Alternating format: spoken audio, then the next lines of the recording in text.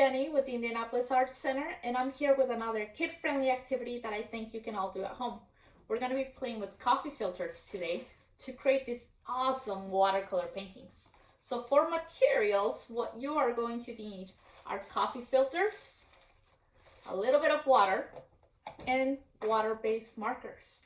Now it's time to set up. This can get a little bit messy, so I have a towel next to me where I can put my wet projects down to dry, and I also have laid down a towel here so that I can have a nice working surface. So now it's time to create. You have a circular working surface and you have a bunch of colors. So as you are working, think about the patterns that you can make, the color choices. You may have lines that are squiggly, lines that are straight, so many choices. And as we're making them, we're going to be thinking about what's going to happen when we spray water on these. It's going to be a bit of experimenting. Okay, so right now I have two colors on mine. You can see it's pretty geometrical except for that squiggly line. I think I need a little yellow.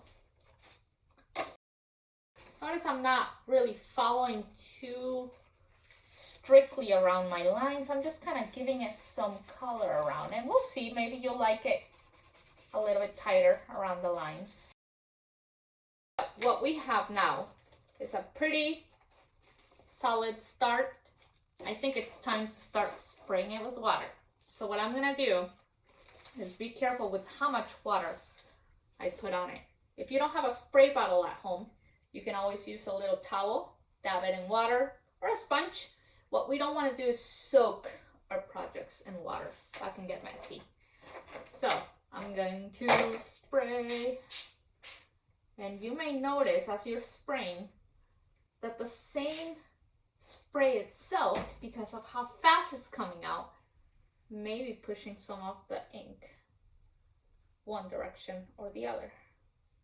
As you lift it up, gravity's gonna pull on the water, and that may cause some pretty cool effects too.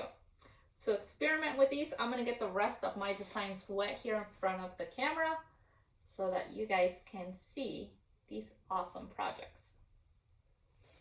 Here is one that has all the colors of the rainbow.